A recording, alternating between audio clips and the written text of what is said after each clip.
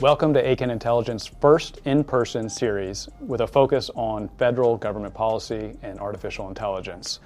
I'm excited about this. This is our first opportunity to give some additional color and context to what Akin puts out as relates to policy here in Washington, D.C. and abroad. And Reggie, we bounced this idea back and forth recently, and the design of it is to give everyone kind of up-to-date information and it be a regular series, but also to provide some of that detail you may not get in our standard written form. We've done, I think, really good work this year with our colleagues across the firm on the Akin Intelligence newsletter, and we've received some feedback that while that content is fantastic, it might be helpful to have other ways to consume it, and I think the goal here would be to create a product that gives you a similar level of depth on artificial intelligence, particularly on the public policy side, but that you could consume while hypothetically walking your dog at 5 a.m. So if we can hit the mark between AI enthusiasts and dog lovers, I think we'll be right in our lane. Yeah, and we're really lucky. Every month our ambition is to host another Akin colleague, and we have Alan with us today. It's November 2023, and at the forefront of AI is the executive order, and Alan is going to go into some of the substance of that executive order. But before we get into the substance, let's talk a little bit about the politics, Reggie, and especially in terms of how this EO is consistent with what your former boss, Majority Leader Schumer, has been doing with his Insight forums. Right, so the EO was released on October 30th. Coincidentally or not, right before the Vice President and other members of the administration took off for the UK AI Safety Summit. It's clear that the goal here is to have a vision of AI governance that the President and his team can take to the world and try to sell for bilateral or multilateral buy-in. And as you mentioned, my former boss, Majority Leader Schumer, has been leading a series of forums in the Senate designed to make sure that senators are up to speed on all elements of the AI policy conversation in advance of an attempt to pass legislation in this space. And a lot of the themes that we saw exhibited in the EO are themes that have been consistently explored in the Senate, things like bias and discrimination, things like content moderation, things like copyright and liability and transparency and explainability, and all of the kind of broader themes that are coloring the AI conversation across the globe. And so it'll be interesting to see as we now have the EO, as we'll dive into with Alan in a bit, as we see these implementation deadlines start to roll in, how that will impact this policymaking process in the Congress as we move from insight forums and information gathering into actual legislative drafting. Alan, Reggie touched on some of the implementation dates. This EO is going to be implemented in the next 30 days and the next 570 days. It's going to go across 20 plus agencies. If you're a stakeholder, what should you be watching? What are some of the more important agencies kind of looking at this EO right now and that are charged with these new responsibilities? Yeah, the majority of the questions we've gotten from clients so far have been around the direction to the Secretary of Commerce to impose requirements on what will largely be technology companies who are developing the next generation of large language models.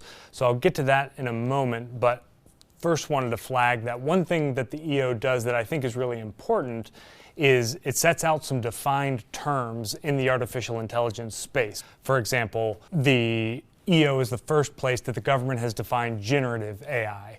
And it's the first place that the government has defined what it considers a dual-use foundation model. And I think that's going to lead to a lot of conversation within industry and between industry and the government about these concepts and at least give some movement towards ensuring that the government and industry are operating off the same page and talking about these concepts, or at least reading the same book. Now, is the EO an endpoint in and of itself, or does Commerce now have to go out and do more to actually make those directives actionable as it relates to companies? It's a great point. The EO doesn't change the law as it stands today, but the EO does direct the Secretary of Commerce to, within 90 days, impose these reporting requirements. And those requirements are going to apply to companies that are developing effectively the next generation of these large language models. And not to cause anyone who doesn't speak tech to tune out, the reporting we still have the dog requirements- lovers, Yeah, so it's good. The reporting requirements, as contemplated by the EO, will apply to models trained on greater than 10 to the 26th power integer or floating point operations. And While I don't know exactly what that means from a technical perspective, I do understand from reporting and talking to folks that that is well beyond the training power, the compute power required to train the current generation of large language models that we've all been playing with over the last year or so. So it's really the government trying to get its eyes on this next generation of models before they're released to the public. So you mentioned reporting. Do we know, once the government has this information, what they intend to do with it? It's really interesting, actually. The EO does not say anything about what the government is actually going to do with this information. So in terms of a roadmap to future regulation, this probably is a starting point. You can assume that they're going to take in the information, and then maybe as part of these broader processes contemplated by the EO and potentially future legislation, they'll take that information and do something with it, whether that's impose some sort of regulation, export controls, which is my area, or some other form of domestic regulation that we haven't even thought about yet. I think will be really interesting. Yeah, you said roadmaps, and we've seen, through executive orders and through legislation, a lot of roadmaps, a lot of outlines, a lot of blueprints, but we haven't seen a lot of things that have serious consequences if you abide or you don't abide. It seems like this EO has, something for everybody without having too much for anybody. And so there's a lot of opportunity and requests for information and to comment. How do you see this progressing, Reggie, in particular? I'll tell you how I see it, in particular with Republicans, as it relates to legislation. And do you think it'll help spur legislation, or do you think there's going to be kind of a wait-and-see approach with the EO as things move forward? Well, first, I would say something for everyone without too much for anyone is a great campaign slogan, so someone should pick that up next year. The dog walker. Yeah, this has been a very interesting issue insofar as it's completely captivated Washington without necessarily needing some type of emergency or catastrophe to trigger that kind of engagement. And so we've seen for most of this year in the Senate and the House and in the executive branch a deep dive to learn and to understand where the technology is going and to get a better sense of what type of regulatory approaches might facilitate continued innovation while avoiding some of the worst case scenarios that people have expressed concern about. And so I think this is, to your point, the first real concrete evidence that we have of the government stepping in to regulate in this space. I think the work that the Commerce Department is going to do to lay out standards will help inform a legislative process, because a lot of what they're going to try to do is to legislate towards some type of enforceable standard, and having that standard put in place by the experts at Commerce and NIST is going to help guide, I think, the legislative drafting process to give them a target to try to hit, as opposed to having these more nebulous concepts that they're attempting to condense into legislation. How does this relate to how the government has or hasn't treated things like social media and privacy over the last decade or two? I think from a House Republican perspective, they're looking at AI, and Mr. Olbernorty has made this known kind of in a siloed perspective. So when it comes to privacy, it's clear that the Energy and Commerce Committee wants to see privacy legislation pass, and it needs to be a precursor to anything AI related.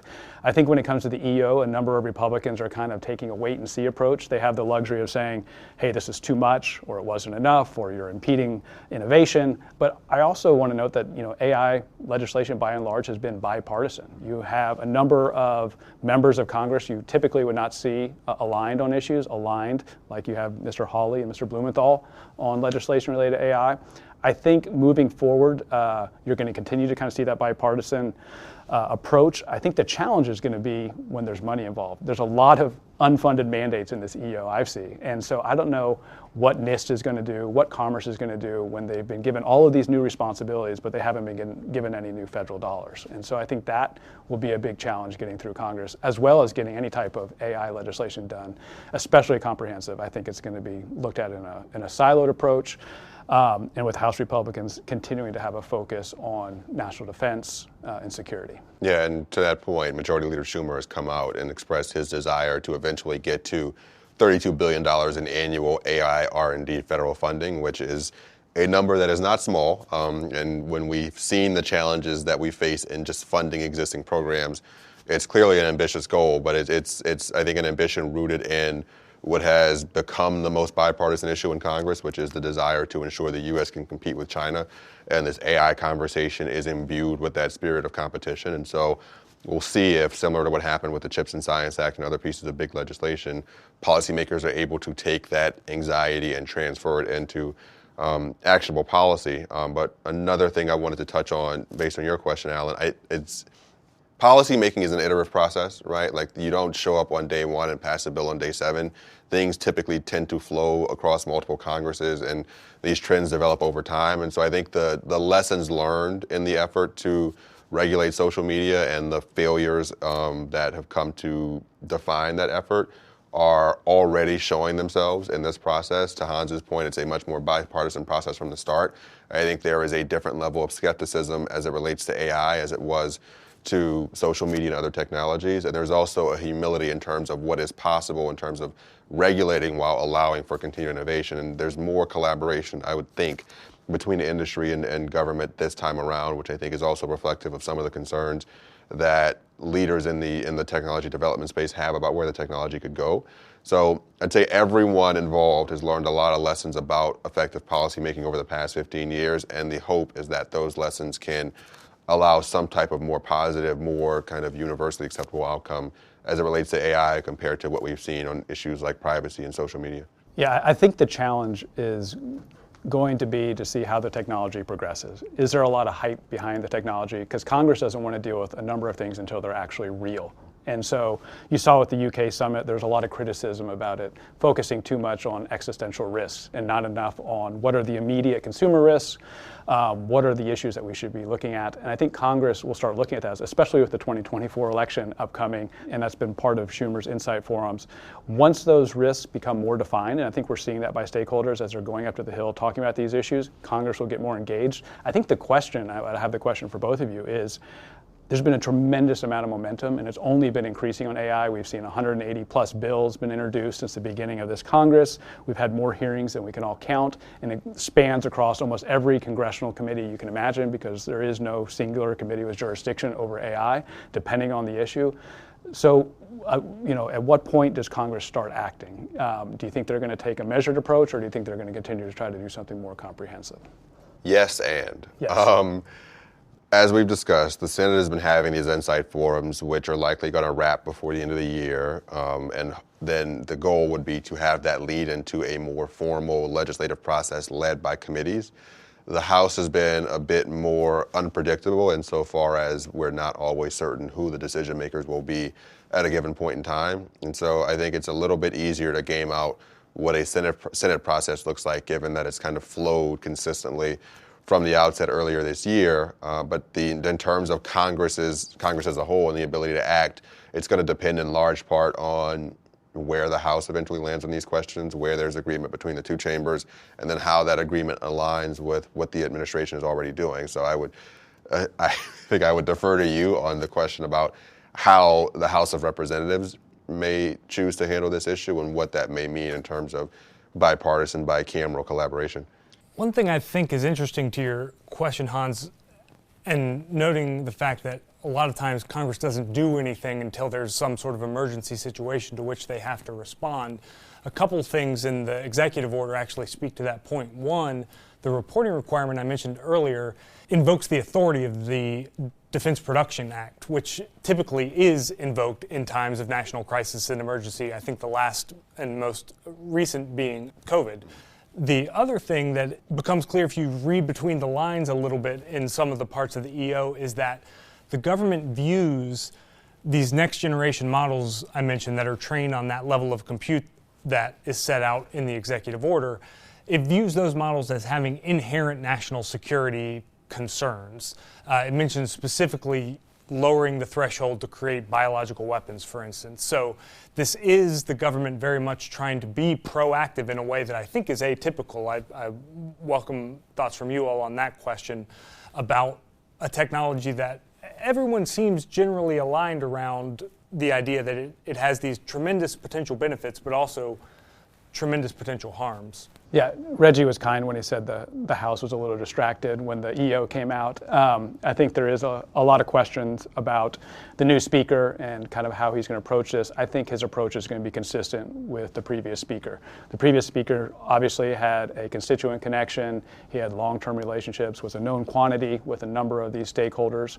But I think Congress, and you put it best when you brought up the National Defense Production Act, is going to be focused on defense and national security, and that's what resonates. And so when you see any type of AI legislation that could move, I think it's those few provisions that are in the National Defense Authorization Act right now, and I think that's what you could see moving forward. And I also think it's one of those issues similar to AI that's bipartisan when you're talking about U.S. competition, in particular with China, and how we stay ahead of the curve. And I think that could also drive some of those extra funding dollars. I don't know if it can drive $32 billion a year, but it can certainly be an incentive to members of Congress if you frame it in that national security defense framework. What's the current R&D AI budget? Do we know that, Reggie? It's under 2, I believe. I forget the exact number, but the goal is to get it up to 32. I think the CREATES Act was at like $1 billion.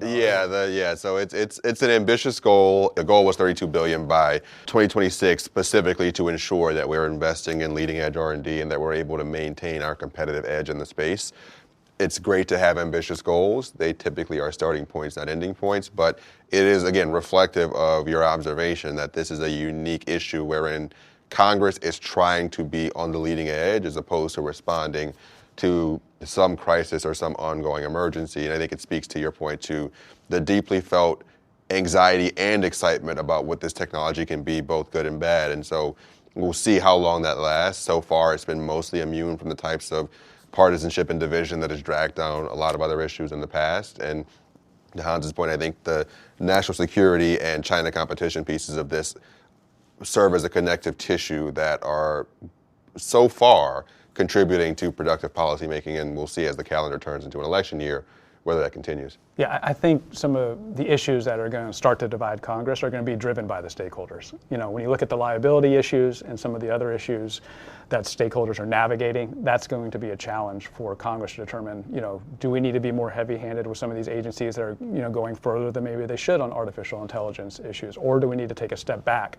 So as that process develops and as these different constituencies visit with Congress, I think we're over the hump of kind of how do you define AI with members of Congress. And they've literally defined it in the EO. The what is AI stage of the process is mostly concluded. So we're done with that, and now now you have the different constituents saying, hey, this is going to be the best thing in the world for me, or this is really going to be devastating to me. And you see that, Alan, I know you commented recently on what it means for individuals who are, in the consumer lending business and trying to take out a loan, or what it means when you're searching for a job and how does this affect you, or will your job exist?